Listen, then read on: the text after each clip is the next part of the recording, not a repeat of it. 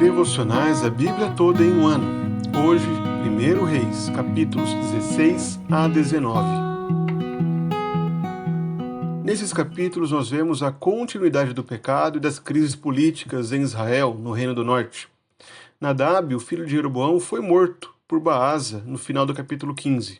E agora, a profecia do Senhor vem contra Baasa, pois ele continuou no pecado de Jeroboão. Ele continuou fazendo aquilo que o Senhor abominava. E agora recebe a profecia de que toda a sua casa, todos os homens, seriam mortos por conta do pecado contra Deus.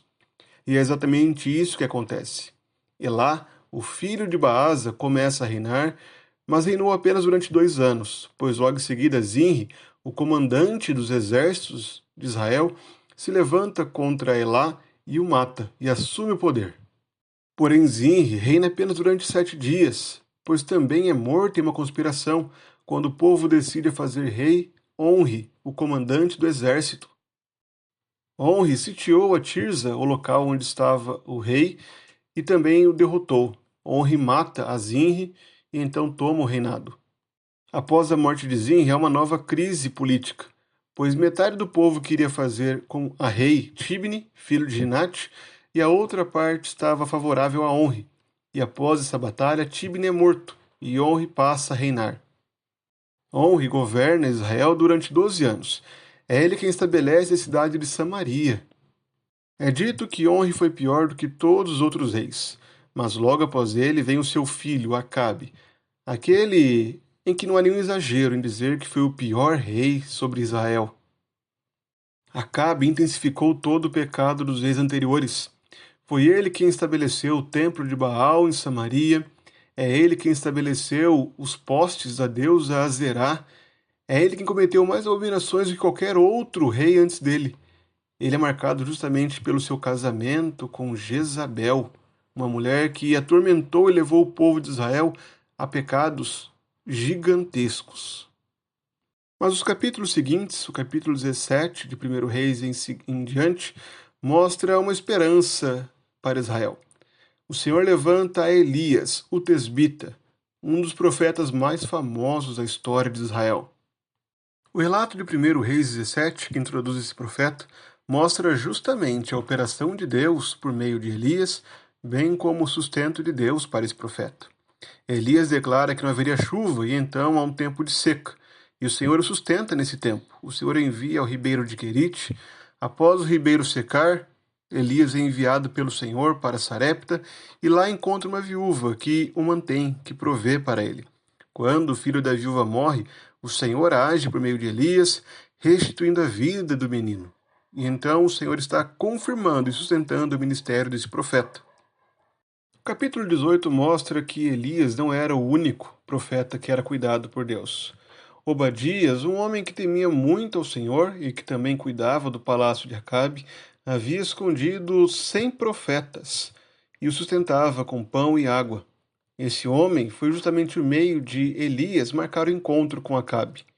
Assim, quando Elias se encontrou com Acabe, ele reuniu todo Israel, ordenou que Israel se reunisse no Monte Carmelo. E ali Elias confrontou os profetas de Baal. Durante o dia inteiro, desde a manhã até o meio-dia, até o horário do sacrifício da tarde, os profetas de Baal estiveram clamando por Baal, mas Baal não os respondeu, não os respondia. Elias zombava dessa situação. E então, no horário do sacrifício da tarde, Elias restaurou o altar do Senhor e ali clamou a Deus. E o Senhor respondeu com fogo, um fogo que consumiu todo o altar, toda a pedra, a lenha, toda a água que havia ao redor, e assim o Senhor engrandeceu o seu nome diante de Israel, o seu povo que havia o abandonado. O capítulo 19 mostra Jezabel perseguindo Elias. É até estranho pensarmos que Elias, aquele que confrontou Acabe, confrontou os pecados de Israel, agora estava com medo de Jezabel, sentiu até vontade de morrer, mas o Senhor o fortaleceu, o levou a Horebe, e ali o Senhor pastoreou o coração de Elias e o chamou para continuar a missão. Ordenou que Elias ungisse a Azael como rei da Síria, ungisse Jeú como rei de Israel e também chamasse Eliseu como aquele que sucederia a Elias. Os capítulos mostram o quanto Israel estava se aprofundando no pecado. Israel estava cada vez mais distante do Senhor, cada vez mais intenso no seu desejo pela idolatria e pelo pecado. Apesar disso, o Senhor mostra o seu poder ao sustentar, levantar e agir por meio de Elias, o profeta, aquele que confronta o rei Acabe, um dos piores reis da história de Israel, e assim também mostra a sua fidelidade, não somente com Elias, mas também ao preservar um remanescente fiel, um povo que ainda o honrava, que ainda o temia. Diante de tantos reis, de tanto pecado, de tamanha desaprovação de Deus, nós podemos olhar para o reino de Cristo e compreender o contraste que há entre o reino de Cristo e o reino dos reis de Israel. Enquanto os reis de Israel eram mortos, sofriam conspiração, agiam provocando golpes, o reino de Cristo é eterno. Não há nenhum tipo de golpe, nenhum tipo de conspiração que possa retirar o cetro da mão do nosso rei. Cristo reina por toda a eternidade. Afinal de contas, ele já declarou a vitória definitiva contra os poderes deste mundo. A sua morte na cruz é justamente o testemunho de que os poderes desse mundo já foram vencidos, já estão derrotados pelo grande rei. Além disso, Elias, que enfrentou grande tristeza, desânimo, foi consolado pelo Senhor.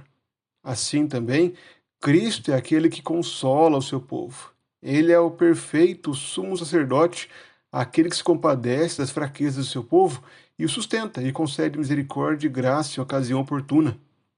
Nisso, irmãos, nós temos um consolo. Nós também podemos buscar a Cristo para acharmos misericórdia e graça em ocasião oportuna.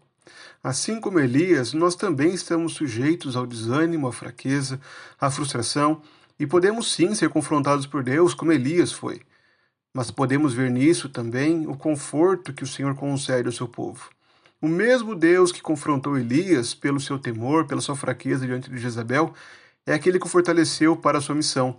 Assim também Deus, por meio de Cristo, nos sustenta, age com misericórdia e graça e nos prepara para continuarmos firmes, mesmo diante do desânimo e da frustração. Todos nós, portanto, devemos decidir firmemente por Cristo. Esse é o chamado do Evangelho, é negar a si mesmo, tomar a cruz e seguir a Cristo. Negar a si mesmo e tomar a cruz é uma decisão urgente, é uma decisão completa em um dia específico da nossa vida. Mas seguir a Cristo é uma ação que deve ser contínua.